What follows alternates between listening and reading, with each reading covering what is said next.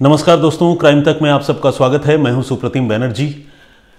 इन दिनों देश में जुर्म की जिस खबर की सबसे ज़्यादा चर्चे हैं वो केस है श्रद्धा और आफताब का केस, जिसमें आफताब नाम के लिव इन पार्टनर ने अपनी गर्लफ्रेंड श्रद्धा की हत्या की, और न सिर्फ हत्या की बल्कि उसकी लाश के 35 टुकड़े कर डाले और उन टुकड़ों को अलग अलग जगहों पर फेंक दिया, बिखेर दिया। अब दिल्ली पुलिस के लिए यह बड़ी चुनौती है कि वो इस केस को सुलझाए और गुनहगार आफताब को कड़ी से कड़ी सजा दिलाए।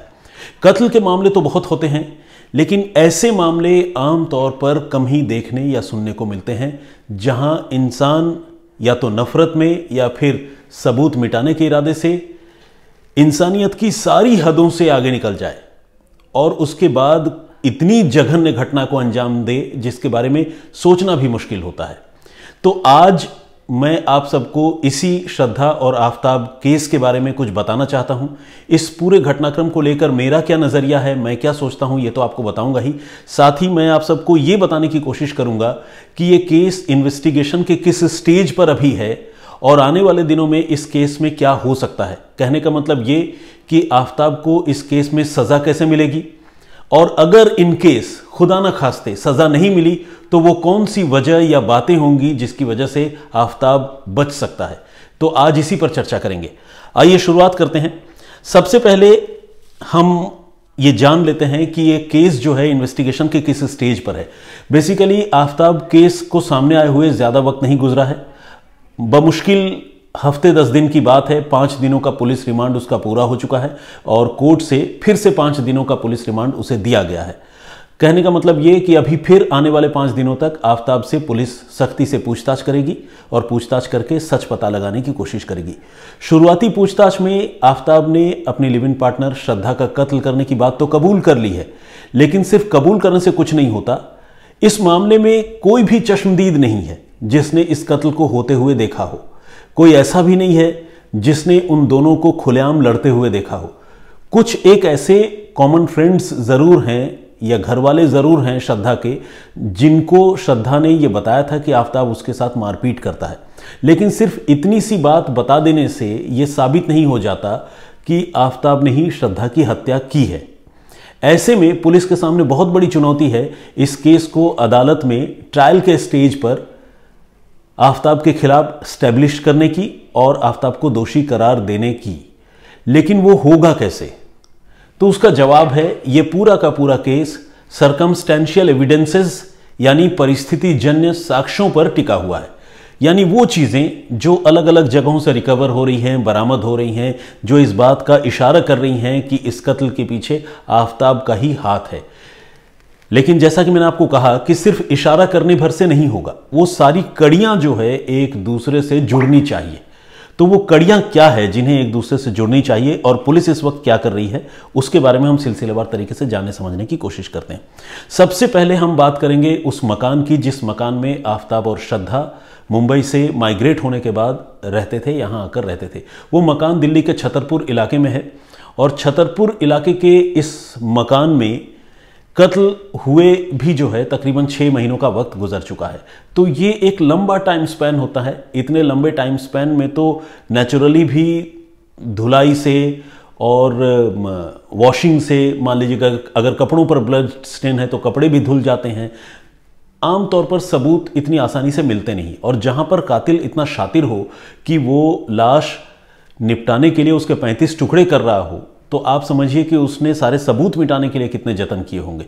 उसने हाइड्रोक्लोरिक एसिड का इस्तेमाल किया है और साथ ही ब्लीचिंग पाउडर का इस्तेमाल किया है। बू घर से ना आए इसके लिए वो अगरबत्ती और डिओड्रेंट वगैरह का इस्तेमाल करता रहा है, रूम फ्रेशनर का इस्तेमाल करता रहा है। साथ ही उसने पानी से तो बहुत अच्छी तरह से थॉरोली वॉश किया ही है। तो अपने तरफ से उसने सारी कोशिशें की हैं कि सबूत जो है मिटा दिए जाए। अब इतने दिनों के बाद जब लाश के टुकड़े वो फेंक चुका है तो घर में सबूत के तौर पर क्या मिल सकता है?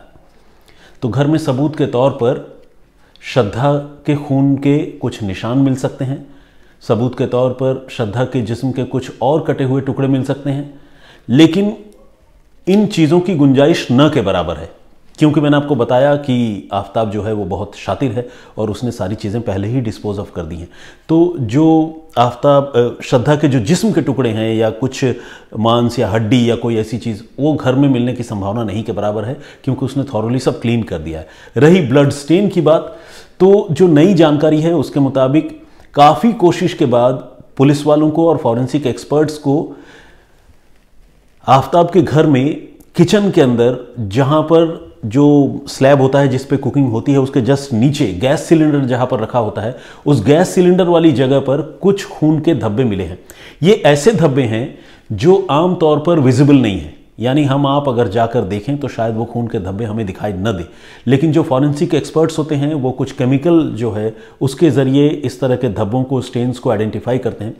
उसे बेंजीन टेस्ट कहते हैं। और उसको जब इस तरह के सस्पेक्टेड एरियाज ऑफ कंसर्न में जब वो चीज़ें डाली जाती है, वो केमिकल डाली जाती है, तो वो एक पर्टिकुलर कलर वो ब्लड जो है वो शो करता है। अगर वहाँ वो ब्लड कभी पड़ा हुआ हो और उसके कुछ रेमनेंट्स वहाँ बचे हुए हों, तो इस तरह की टेस्ट जो है वो फॉरेंसिक एक्सपर्ट्स करते हैं। और इस मामले में फॉरेंसिक एक्सपर्ट्स को एक उम्मीद की किरण नज़र आई है, क्योंकि जिस जगह का मैं जिक्र कर रहा हूँ, किचन में स्लैब के नीचे गैस सिलेंडर के पास, वहाँ से पुलिस ने फॉरेंसिक एक्सपर्ट्स की मदद से कुछ खून के धब्बे बरामद किए हैं और कुछ खून के धब्बों के कुछ ऐसे पार्टिकल्स या आप कह लें कुछ अंश बरामद किया। उनको रिकवर करके ये प्रूव करना कि ये खून के धब्बे आस्था के ही हैं, श्रद्धा के ही हैं, ये कह पाना थोड़ा मुश्किल है, लेकिन उसकी कोशिश अभी चल रही है।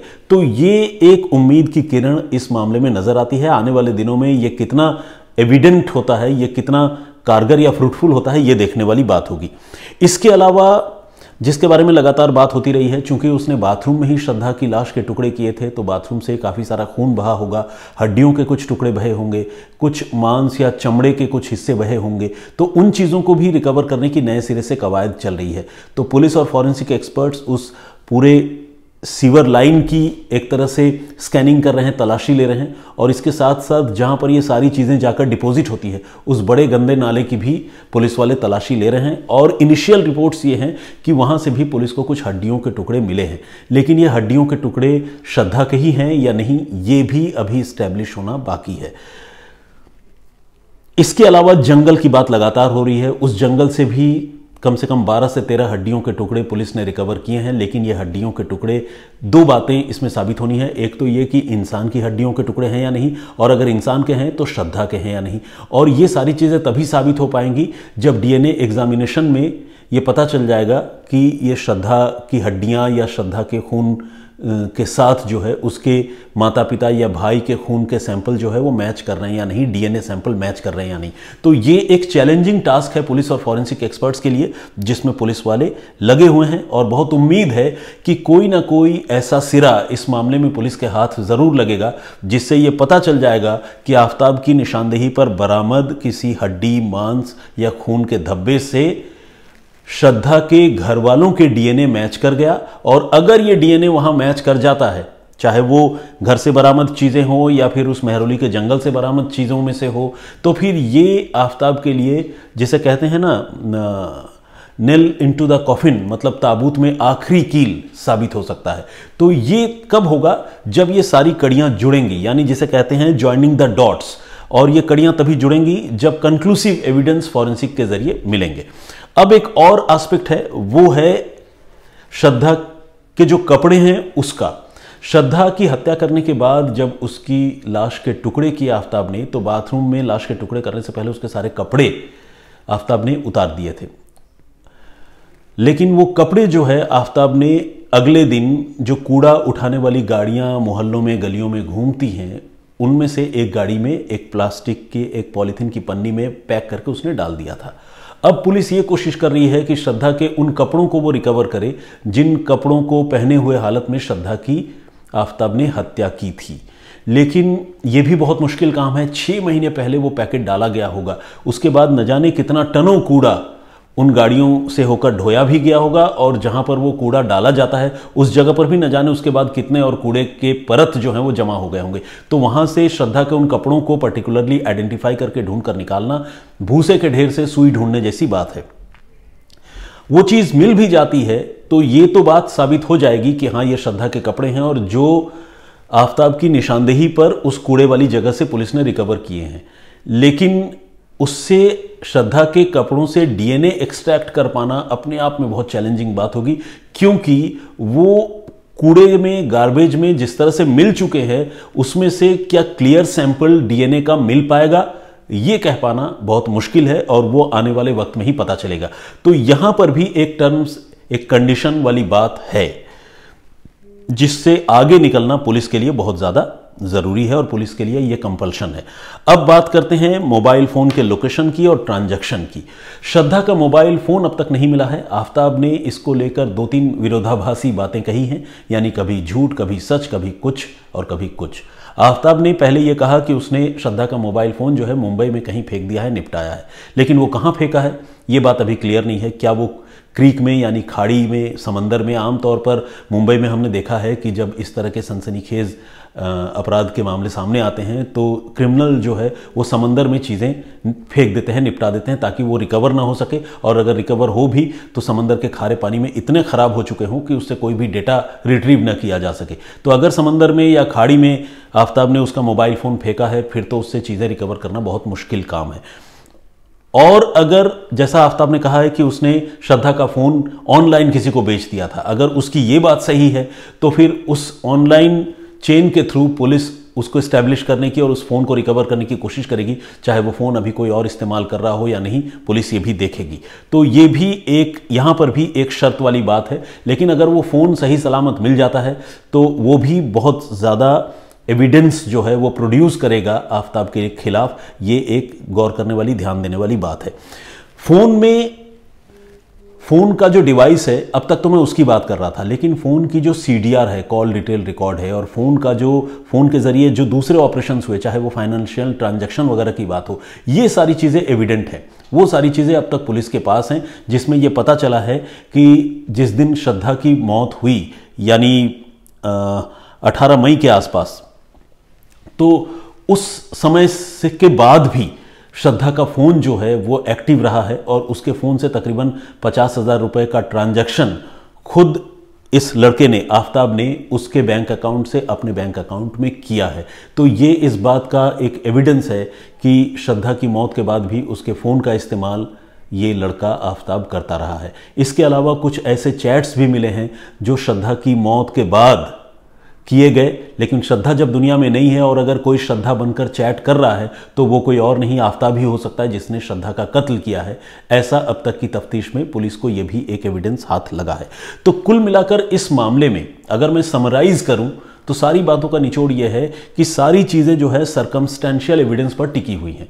कोई भी चश्मदीद नहीं है जिसने इन दोनों को हत्या से जस्ट पहले देखा हो, हत्या से तुरंत पहले लड़ते हुए देखा हो, या मारते हुए देखा हो, या जख्मी होने के बाद देखा हो, बल्कि यहाँ तो लाश तक गायब हो गई। श्रद्धा की लाश के जो हिस्से हैं वो ढूंढे नहीं मिल रहे हैं, और जो मिले हैं वो श्रद्धा के हैं या नहीं ये नहीं पता चल पा रहा है। तो इस तरह के केसेस में पूरा का पूरा केस सर्कमस्टेंशियल एविडेंस पर टिका हुआ है, और वो एविडेंस इतना मजबूत, इतना पुख्ता होना चाहिए कि उसमें फिर कोई शक की गुंजाइश ना बचे। तभी ऐसे आफताब जैसे लड़के को, जिसे अगर हम पुलिस की अब तक की कहानी और इन्वेस्टिगेशन पर यकीन करें तो ऐसे दरिंदे को कड़ी से कड़ी सज़ा होगी, यानी फांसी की सज़ा होगी। और ये तभी हो सकता है जब एविडेंस जो है बहुत कंक्रीट तरीके से एस्टैब्लिश हो जाए, साबित हो जाए। क्योंकि हमारा जो कानून है उसमें यह कहा जाता है प्रूवन बियॉन्ड रीजनेबल डाउट। कहने का मतलब ये कि जुर्म जो है वो इस हद तक साबित हो जाए जिसमें कोई शक की गुंजाइश ही ना बचे। और जो बचाव पक्ष होता है, आमतौर पर हम देखते हैं बहुत सारे लीगलिटी के ऊपर, लीगल बैटल के ऊपर बहुत सारे फिल्में भी बनी और बहुत सारे OTT वगैरह पर भी ये चीज़ें आई। आप देखते होंगे कि जो बचाव पक्ष के वकील होते हैं वो कोई डाउट क्रिएट करने की कोशिश करते हैं कि ऐसा हो भी सकता है, ऐसा नहीं भी हो सकता है। और जब बचाव पक्ष इस तरह का डाउट, डिफेंस लॉयर जब इस तरह का डाउट क्रिएट करता है तो फिर जज को भी मजबूरी में ये कहना पड़ता है कि हाँ, अगर यहाँ डाउट है तो फिर हम जो है ये नहीं मान सकते जो प्रोसिक्यूशन कह रहा है। क्योंकि अगर 1% के लिए भी, मान लीजिए 99% गुनहगार वो लग रहा है, लेकिन अगर 1% भी इस बात की गुंजाइश है कि ये गुनाह शायद उसने नहीं किया, डाउट क्रिएट हो गया, तो फिर वहां पर बेनिफिट ऑफ डाउट देना कानून की और हमारा जो सिस्टम है उसकी मजबूरी हो जाती है। शायद यही वजह है कि पिछले दिनों छावला गैंगरेप और मर्डर केस में भी उस लड़की के जो 3 कातिल और गैंगरेप करने वाले गुनहगार थे उनको सुप्रीम कोर्ट ने छोड़ दिया, जिस पर पूरे देश में बड़ा हंगामा हुआ। लोगों ने बहुत गुस्से का इजहार किया और शायद उस मामले की फिर से जांच होने की या सुनवाई होने की बात चल रही है। तो ये इसलिए हुआ क्योंकि वो बियॉन्ड डाउट प्रूव नहीं हो सका। तो हमें भी ये देखना होगा कि आफताब और श्रद्धा वाले मामले में आफताब पर सर्कमस्टेंशियल एविडेंस के जरिए ही सही, लेकिन जुर्म जो है वो बियॉन्ड डाउट प्रूव हो जाए। बस मुझे लगता है कि इतना काफ़ी है। मैंने अपनी तरफ से इस केस को जितना मैंने समझा उतना एक्सप्लेन करने की कोशिश की है। आई होप कि मैं आप सबकी जिज्ञासाओं को कुछ शांत करने में कामयाब हो पाया होऊंगा।